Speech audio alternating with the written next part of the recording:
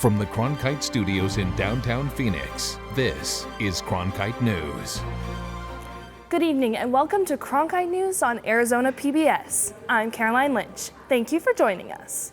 Tonight, a look at some of our top stories from our sustainability teams, to how agencies are working to genetically diversify the gray wolf population, to efforts to make streetlights more environmentally friendly. The Arizona Game and Fish Department and U.S. Fish and Wildlife Service have been working for the past 44 years to recover the Mexican wolf population that nearly went extinct. But our reporter Dylan McKim learned that as the wolves started to come back, scientists are encountering a new problem. There were only 7 Mexican wolves left in the wild in the 1970s. Now, in the latest wolf count, that population has swelled to at least 131 wolves. Now, although this is an amazing achievement, scientists are facing the problem that they only had 7 sets of genes to repopulate with, leaving the wild wolf gene pool far too similar. A team from the Arizona Game and Fish Department is heading out. They're looking for Mexican wolves. Primary objective for this operation is to get a good count of the wolves that are out there. But they have another goal in mind, too. Catching one. Yeah, every animal we capture in the wild, whether it's a dog or a coyote or a wolf, we'll do a genetic analysis on it. The team is successful today. Excellent. Well, his heart rate's running around 90. His name is MP-1858, a 10-month-old pup.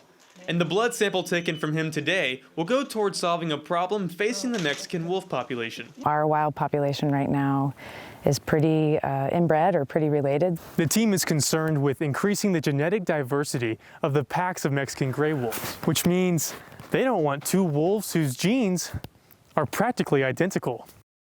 According to the government's 2020 recovery plan for the Mexican wolf, 11 of the 26 known packs have a higher than normal chance of inbred pups.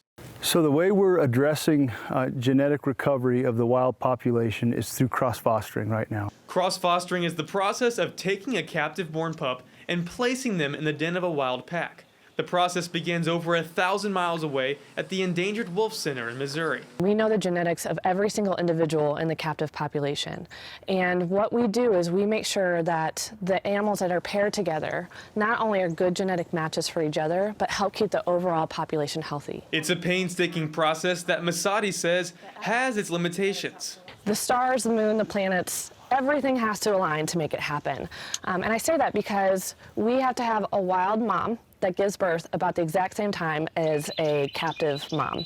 At least 9 of the 22 pups fostered into the wild have been found alive after 1 year, with 4 of them producing pups of their own, leading some to believe fostering doesn't go far enough. It can only be done on a pretty limited basis. Sandy Barr is with the Grand Canyon Sierra Club and is a part of a larger coalition of conservationists and scientists that are suing the U.S. Fish and Wildlife Service, believing there needs to be more done in the recovery program, including releasing adult wolves from captivity. We think it needs to be augmented with the release of wolf packs, and particularly with an eye to the genetics of those wolves. But according to the 2020 plan, there are no plans to release adult captive wolves this year, claiming captive adult releases are not as successful. A lot of the behavior that we see from releasing an adult wolf, where it takes them maybe 4 or 5 months to get their feet on the ground. For now, MP-1858 is released back into the wild. His blood sample is sent to the lab to be analyzed, helping biologists get closer to their goal of full genetic recovery. But it'll be nice one day if we can get the genetics up to where they need to be able to kind of step back and let wolves be wolves. Captive facilities had also been collecting semen samples for over 20 years in hopes that technology would one day allow them to use it. And just a few years ago, scientists at the Endangered Wolf Center did the first ever artificial insemination and were able to have a healthy Mexican wolf pup, allowing Masadi and her team to reintroduce genes that had once been lost. In the broadcast center, Dylan McKim, Cronkite News. If you've ever been to the lower Salt River, you may have been lucky enough to spot a unique herd of horses. Unique because they're protected by the state and managed through a public-private partnership. But 2 years after this partnership began, disagreements over how best to manage the herd are simmering in the form of a fence. Cronkite News reporter Jennifer Alvarez explains the divide this fence is causing. It's a first-of-its-kind partnership. The Arizona Department of Agriculture contracting a nonprofit to work with state government to manage horses on federal land. Now, tensions live between the groups over what the best way to manage the horses actually is. Hi. Hi, Peanut. Hi, Peanut. This is Peanut. And this is Peanut's forever home. They're going to live happily ever after here at our sanctuary. A sanctuary run by the Salt River Wild Horse Management Group, a volunteer-run organization charged with caring for the hundreds of horses that roam the 26,000 acres around the Salt River. So all of these horses would have actually died had we left them out in the wild. So the only time we rescue them is if they're like so injured that they cannot survive. Simo Netherlands is president of the group, which also runs a feeding program and administers birth control to curb the Salt River herd population. Now, Netherlands is worried the horses face a man-made threat, this nearly 4-mile barrier of metal along the lower Salt River. It is a boundary fence between us and the Salt River Pima Maricopa Indian community. Mike Martinez is with the Tonto National Forest.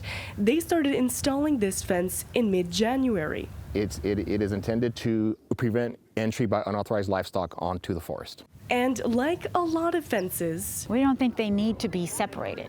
It brings controversy. It's going to keep horses that they call reservation horses on this side, and it's going to keep Salt River wild horses on this side.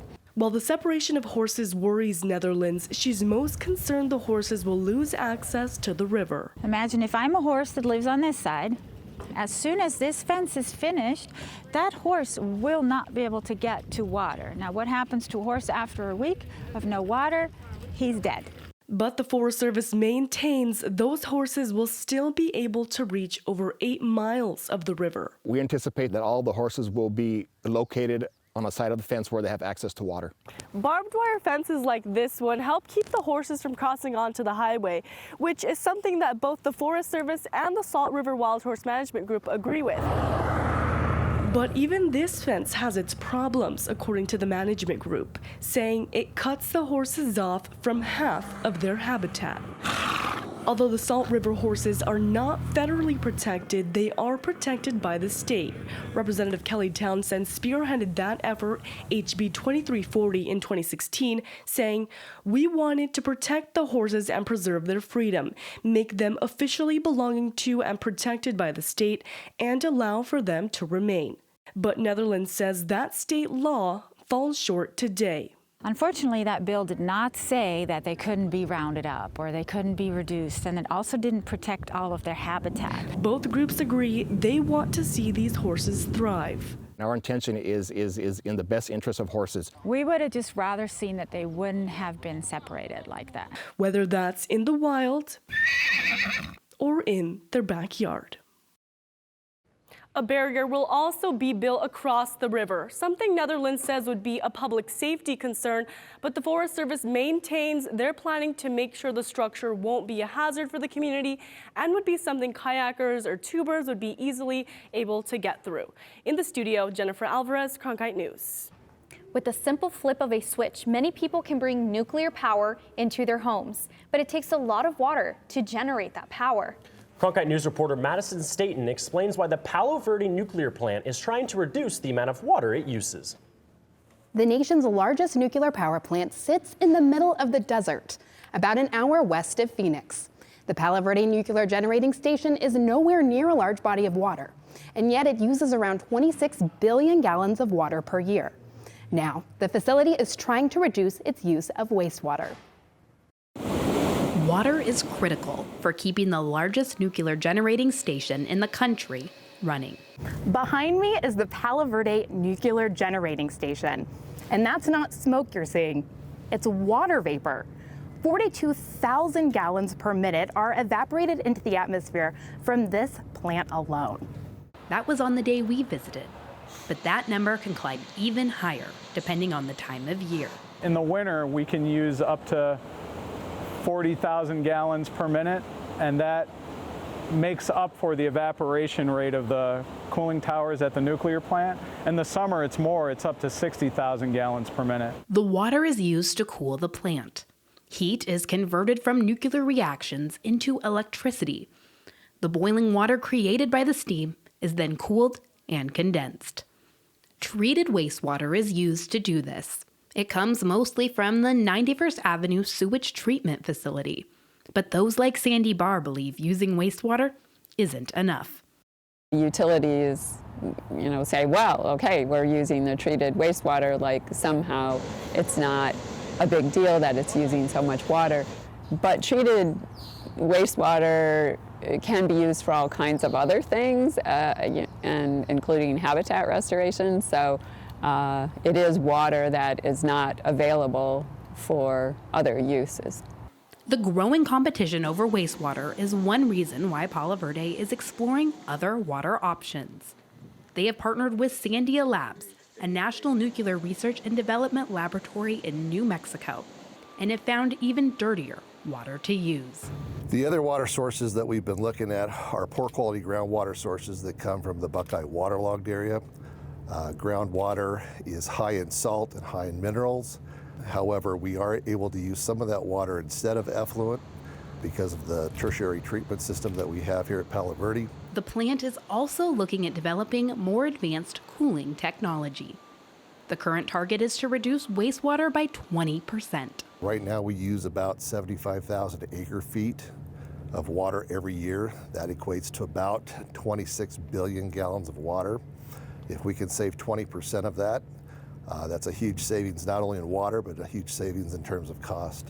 Palo Verde plans to start using this dirtier water within the year. We plan on this year being able to start pumping water. We have funding and sightings for the wells. We just need approval from the state, and we're working with the state and the farmers in the area to work through issues and get that in place. Palo Verde will continue its partnership with Sandia Labs as they work to develop their other technologies to increase conservation efforts. In the newsroom, Madison Staton, Cronkite News. Phoenix residents can breathe a little easier. The city is using EPA grant money to help reduce emissions and improve air quality. Cronkite News reporter Madison Staton explains how the money will be used. The city plans to use the grant to swap out some of the city's big diesel trucks with more environmentally friendly ones. Already, the city has replaced more than 150 trucks with natural gas vehicles. And now, city leaders hope this grant will be just the start of funding future trucks. Our residents deserve clean air, and the city of Phoenix is continuing to seek out innovative opportunities and solutions. That's why the city is investing in 9 additional solid waste trucks and 1 long-haul vehicle. These trucks aren't ordinary. We were able to replace 10 older diesel trucks with ultra-low NOx emission trucks. These trucks come through a $1 million grant from the EPA's Diesel Emission Reduction Act program. EPA Regional Administrator Mike Stoker says the investment is key to improving air quality. Phoenix area, it's estimated that about 50 to 60% of their air emissions come from those trucks. They can't control those emissions. EPA can nationally. 48.4 tons of carbon dioxide and 1.8 tons of nitrogen will be cut over lifetime use of these vehicles. It saves our taxpayers dollars as well as reducing emissions in our community. So cleaner air and dollars saved. For Councilman Carlos Garcia, the trucks represent a shift toward a brighter future. South of the I-17, our life expectancy is 10 years less than the rest of the city. So to make these changes and be able to walk the walk and assure that city vehicles have low emissions is really important for our families. The new trucks will be ordered next month. Residents can expect these trucks on routes in March of 2021. In the studio, Madison Staton, Cronkite News. We use uranium to produce weapons and to keep the 96 nuclear reactors in the United States operating, including right here in Arizona. But most of that uranium comes from overseas, something the Trump administration wants to change. Cronkite News reporter Melanie Porter visits a uranium mine near the Grand Canyon to find out what exactly is at stake. The Canyon Mine is located about 15 miles outside Grand Canyon National Park. Curtis Moore is with Energy Fuel, which is the company that owns the mine. If I thought that there was even the remotest chance that we would be harming the Grand Canyon, I couldn't work for this company. Since the mine opened in 1986, it hasn't produced any uranium. Moore says he's waiting for the price of uranium to go up. The price isn't quite there. It's close. I mean, Canyon Mine is probably the lowest cost uranium mine in the United States. As of December 2019, the price of uranium was just over $25 a pound, which isn't profitable.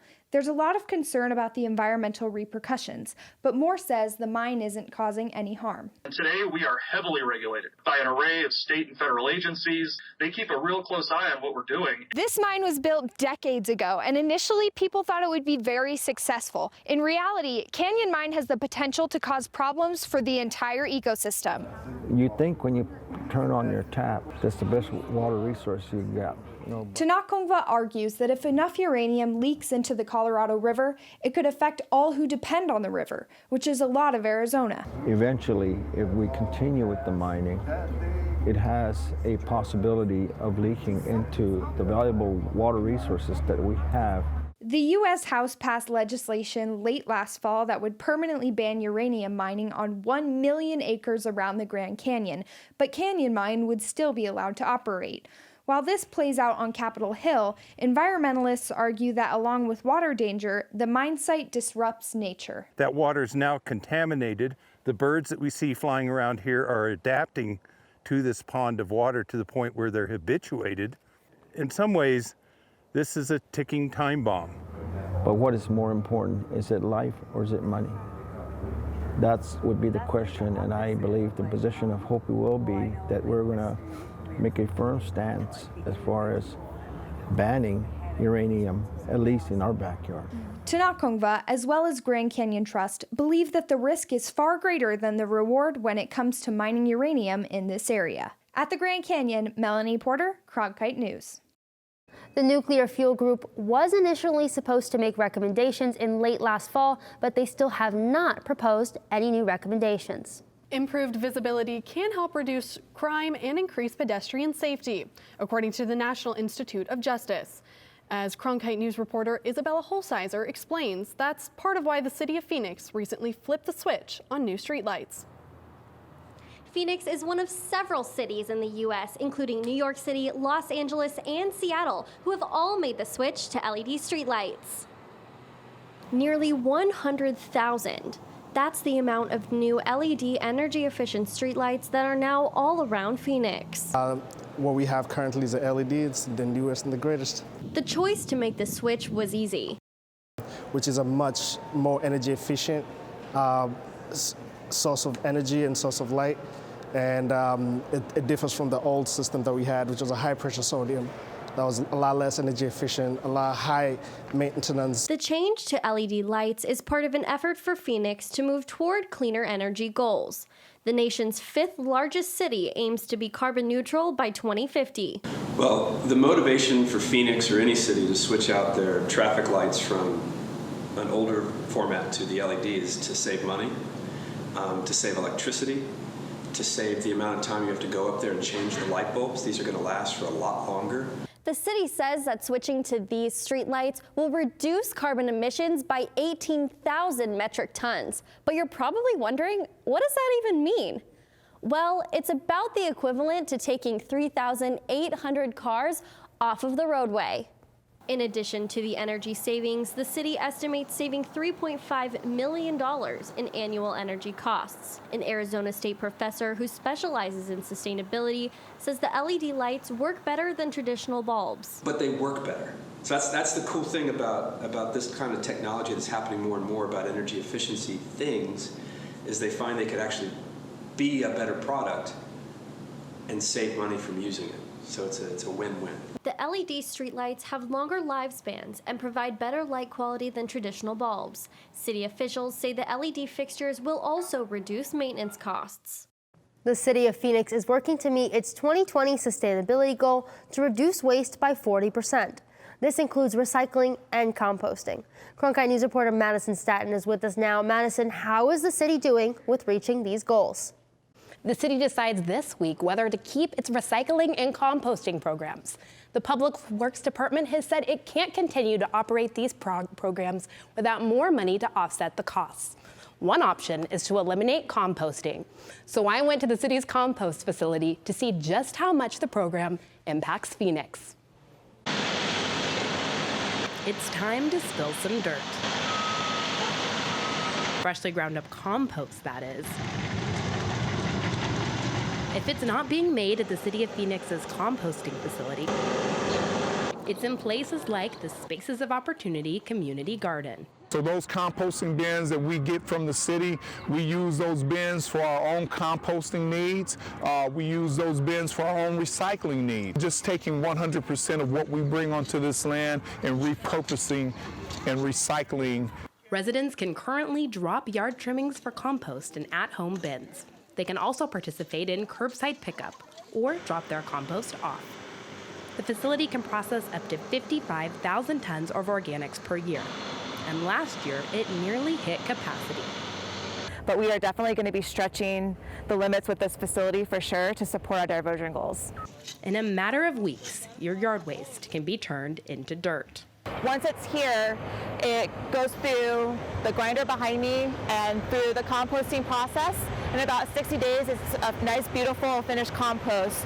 The facility opened in 2017 as part of a citywide effort to reduce waste by 40% by 2020. Now, the city says it will meet that goal in December. So we have achieved 36% diversion as of June of last year. So we are now aggressively full steam ahead to try to make that target for this year as best we can. Judy says the compost facility will likely be near capacity by the end of the year to meet the goal. Really, it's going to be a matter of either through our bulky collection program where people put out items for us to pick up, and we find that there's a lot of yard waste there, that we try to get that material to our compost facility. Whether we get more subscribers for our yard waste collection program, those are the kinds of things. And yet, this comes at a time when Phoenix is considering getting rid of the composting program. It's one of 4 options the Public Works Department has proposed to lower rising costs. So council will ultimately decide, and they're going to, I'm sure, be evaluating the feedback that we get from residents ultimately in making that decision. In the meantime, Stacy Hetmansberger and her team are still hard at work. It's really exciting to see the quality of the compost that this facility can produce and really help develop that market here in Phoenix and in the local areas. Wild horse and burro populations continue to rise across the West. Cronkite News reporter Madison Staten visited Marana, Arizona. Out of the way, Bureau of Land Management is working to solve this issue. Since 1971, the Bureau of Land Management has gathered wild horses and burros for adoption.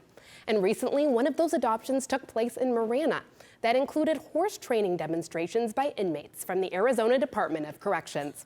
I wanted to find out what the future holds for these animals. 22 miles outside of Tucson, there are horses and burros in need of a home. Some wild horses and burros find these homes at adoption events across the region. We try to hit new spots every year so that people understand that we do have this program, and it really brings more attention to us. It helps us actually get these animals in good homes. At any given time, Hall has between 450 and 1,000 animals in his care. For rancher Steve Temple, the adoption in Marana offered easy access to a much-needed burro. It was excellent. You know, we came through, we looked around, we looked at all the animals. The staff helped us provide which ones were real docile, and we were looking for a docile animal to be a friend to a retired rope horse. In Arizona, burros vastly outnumber wild horses. In 2019, the BLM reported more than 6,900 burros in Arizona. There are around 530 horses. People should call this the horse program. It's not just horses. You know, we have a lot of burros in Arizona. We have a lot of burros in California. They create the same nuisance issues that we have with horses. They also do the same damage to the range that horses can do. That damage includes destroying vegetation and overgrazing. Julie Murphy from ASU's School of Sustainability has dedicated her doctoral research to wild horses. The BLM has been criticized from both angles, from the cattle growers to the horse advocates. One of the concerns I have with adopting the horses out is that the public is ready for this. It's difficult to follow up to see how they're doing once they're adopted. I think the biggest issue I see is the wild horse and burro issue. Penley acknowledges adoptions will not single-handedly solve the problem. We have 88,000 wild horses and burros on our western federal lands. We've increased our adoption program to get people to adopt these wild animals. That's not going to solve the problem. And it's a tens of millions of dollars problem, but the more important thing for me is the existential threat to the quality of those lands. Hall says most of the animals stay in his care no longer than 6 months. This is partly due to a new incentive program that started in 2019. Once you've adopted, you receive a $500 payment from the government within 60 days of the adoption date, and then you'll receive another $500 for the government at time of title, which is typically around a year. Hall says about 75% of the animals get adopted. That's up from past years. Wild horse trainer Brandon Grada is excited for the future of the animals he's trained. You're sad to see them go, but you're happy because you know that they're being spoiled and someone's going to love them as much as you did. The horses and burros not adopted at these events return to the training facility in Florence. Some will be adopted directly from Florence or at future events. Others will enter training programs. In the studio, Madison Staton, Cronkite News. That's it for this special edition of Cronkite News. Thanks for joining us. For top Arizona stories anytime, go to cronkitenews.azpbs.org.